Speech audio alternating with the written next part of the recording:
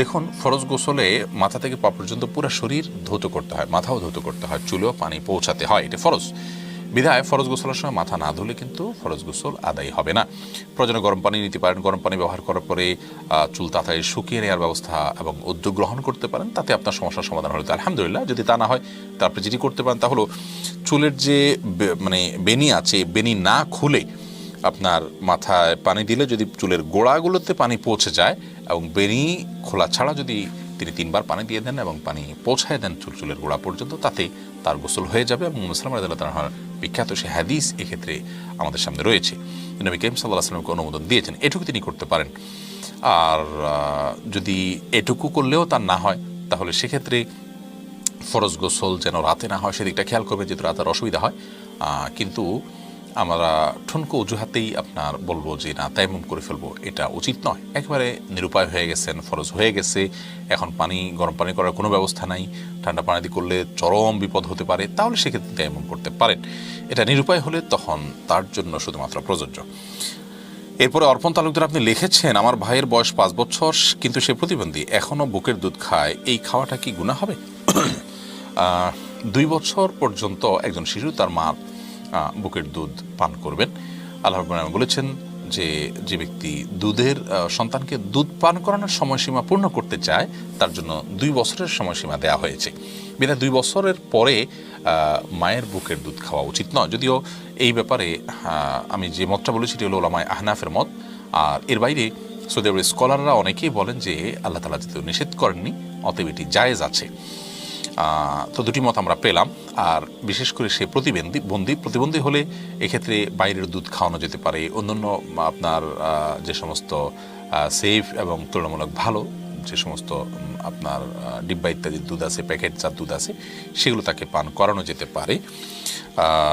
এবং আপনার এক্ষেত্রে সেগুলোর উপর যদি আপনার নির্ভর করা হয়, তাহলে সেক্ষেত্রে সেটা হবে অধিকতর উপযোগী। মারিয়া ইসলাম আপনি লিখেছেন, আমার স্বামী ব্যক্তিগত বিষয় ছাড়া অন্য যে কোনো বিষয়ে বাবা মায়ের সাথে আলোচনা করে নেন। আমি মনে করি বিয়ের পর স্বামী স্ত্রী মিলে সকল সিদ্ধান্ত গ্রহণ করা উচিত। সব বিষয়ই তো বাবা মাকে জানানোর প্রয়োজন নেই।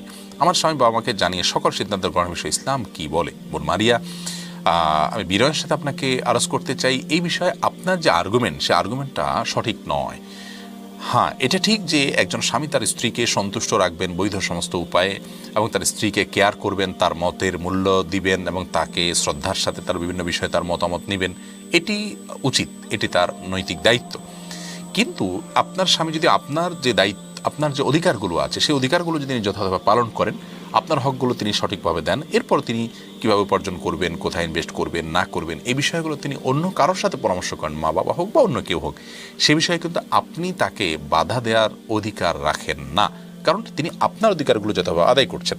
হ্যাঁ, আপনাকে কখনোই কেয়ার করেন না, সবসময় ইচ্ছাকৃতভাবেই আপনাকে ইগনোর করে চলেন এবং পাত্তা দেন না, জিজ্ঞেস করতে চান না, এই কাজটি অবশ্যই তার জন্য অনুচিত কাজ। কিন্তু এই অনুচিত কাজ এক জিনিস আর অন্যায় কাজ আরেক জিনিস। অনুচিত কাজ মানে হলো তিনি আপনাকে একটু কেয়ার করা উচিত, আপনাকে মূল্যায়ন করা উচিত, আপনার সাথে সম্প্রীতি ভালোবাসার সম্পর্ক যেন হয় সেদিকটা খেয়াল করা উচিত, এইটা তার সাধ্যে তিনি চেষ্টা করবেন।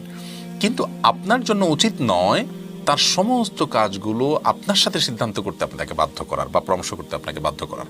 স্বামীরা এক্ষেত্রে অত্যন্ত দায়িত্বশীল হতে হয়, স্ত্রীকে যে কোনোভাবে ম্যানেজ করতে হয়, বোঝাতে হয়। হ্যাঁ, স্ত্রীদের যে চাহিদা আছে, যে অনেক স্ত্রী আছেন যারা বলেন যে না, তোমার মা বাবাকে কেন জিজ্ঞেস করবা, আমাকে জিজ্ঞেস করবা, এটা আমাদের অন্যায্য দাবি। আপনি আপনার অধিকারটা পাচ্ছেন কিনা সেটি পাওয়ার পর স্বামী যদি অন্যদের সাথে পরামর্শ করে, আপনি তাকে বাধা দিতে পারেন না। এবং ইসলাম এটা বলে না যে স্বামী স্ত্রী মিলেমিশেই সব কিছু করতে বাধ্যই না। আমাদের নিজেদের আর্গুমেন্ট হতে পারে, আমাদের আবদার হতে পারে, আর আবদারের জায়গাগুলো ভালোবাসা দিয়ে আদায় করে নিতে হয়। অন্যায্যভাবে তার উপরে কোনো প্রকার খবরদারি চালানো এটা উচিত নয়। যেমন স্বামীও অন্যায়ভাবে স্ত্রীর উপরে কোনো প্রকার খবরদারি চালানো উচিত নয়। ধরুন, স্ত্রী তার অনেক ব্যক্তিগত বিষয় আছে, সে ব্যক্তিগত বিষয়গুলো নিয়ে স্বামী তাকে বাধ্য করতে পারেন না যে তুমি এই প্রক্রিয়া করবে। ধরুন, তিনি তার মা বাবার সাথে যোগাযোগ করেন, স্বামী তাকে বাধা দিচ্ছেন, সেটা তিনি অন্যায় করবেন, এবং এই জাতীয় আরও অনেক বিষয় আছে। তো আপনি যেটা বলেছেন যে স্বামী স্ত্রী মিলেমিশেই সিদ্ধান্ত গ্রহণ করা উচিত, এটা সব ক্ষেত্রে আবশ্যক নয়। এক্ষেত্রে আমাদের চাহিদাটা শরিয়ার যে নীতিমালা আছে তার মধ্যে